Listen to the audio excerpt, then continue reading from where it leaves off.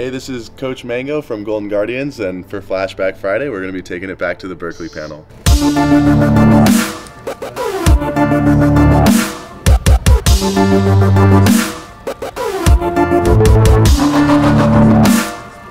Walking in there was probably like, I don't know, 50 or 60 people. And so I could tell the players were a little nervous, figured that I would be speaking a little bit more than them, and tried to give a little bit more like context behind everything that I said, coming from a collegiate background myself. Do you guys have any questions that you wanted to ask GGS?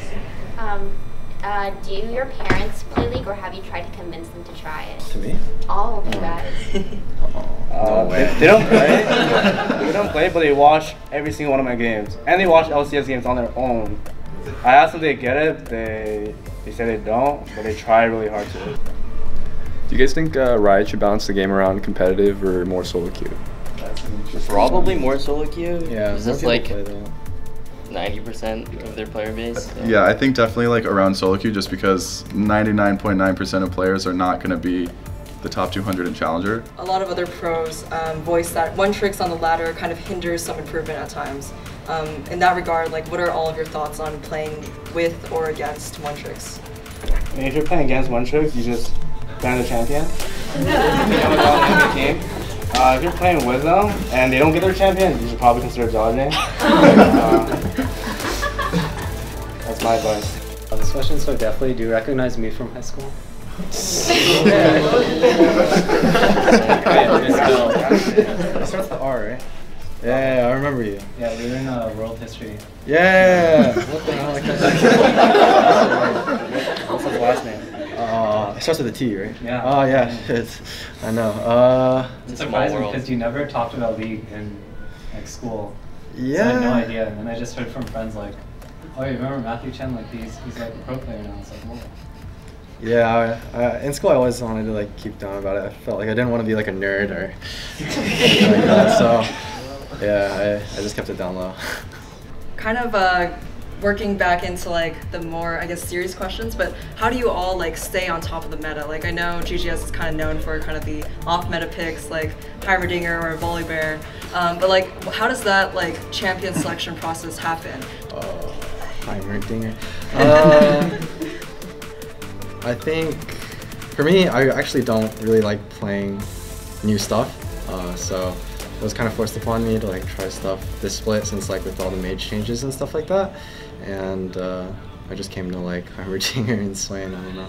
And then this question is for Bobshin. So I know, Bobshin, you recently made your first LCS debut, so congrats on that. Oh, thanks. But yeah, I was wondering, like, what is the behind the scenes of that? Like, walk me through kind of like your collegiate to pro experience. Vancouver, where I'm from, produced a lot of good league players, and then our team was not only very stacked for 2 years, so we kind of just stomped everyone, and every year we win, it brought a lot of attention to like the local newspaper and the faculties and stuff, so eventually they sponsored us. Like now we have like a computer lab and stuff, so I think us winning definitely helped a lot. I won back-to-back, and then I felt like I just spoke to my parents, and I felt like school was something that I could always wait, but League is kind of an opportunity where you have to take it now that it can't really wait, so I told them I wanted to take a break from school and pursue esports for now. How different was it?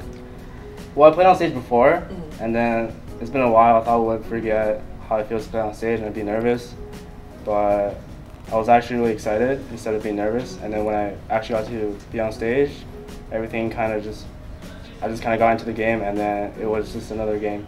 And our manager at the time gave sort of a little motivational speech. We want to win for yourself, for your pride, for your team.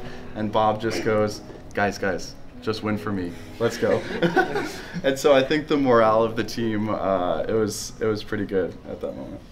You know, what do you think, are there any like things that are on your mind as ways to improve the collegiate scene? Like, what do you think you know, culture needs to happen, or like on the publisher side or on the team side, to kind of elevate collegiate esports? Yeah, I actually have quite a few strong opinions about this one, because I've been in it for the last 2 years and I came straight from it as well. I honestly think like a lot more tournaments need to happen. A lot of the collegiate teams right now have they're pretty stacked, honestly. Maryville and Columbia in the Midwest are all 5 challenger rosters. Maryville actually has 10 challenger players. Yeah, I think just like a lot more of those tournaments, potentially like smaller sponsors that could set that up, could generate a lot of interest in the collegiate scene. So if everyone can stay seated, we'll have for walk over to that open area. Thank you so much for coming again. Thank you. Yeah, it was really fun. Honestly, like the questions were pretty easy to answer, but the thing that I enjoyed the most was like afterwards when we got to meet and greet, I got to talk with the all the other coaches from Berkeley. But yeah, like if they're following a lot and you guys rotate top, you basically got at best a 4v3. And like the people that actually set up the program and like talked about the future, what they wanted to do, like what things that I saw success with at Robert Morris University in the last 2 years, and then sort of like how they could implement that in their program as well.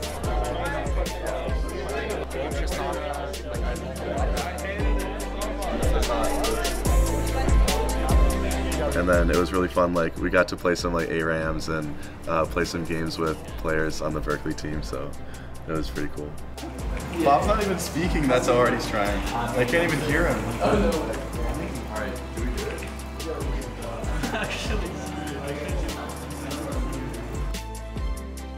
Hey guys, it's been a great Flashback Friday. We're gonna have more content for you guys in the off season, and we'll catch you next time.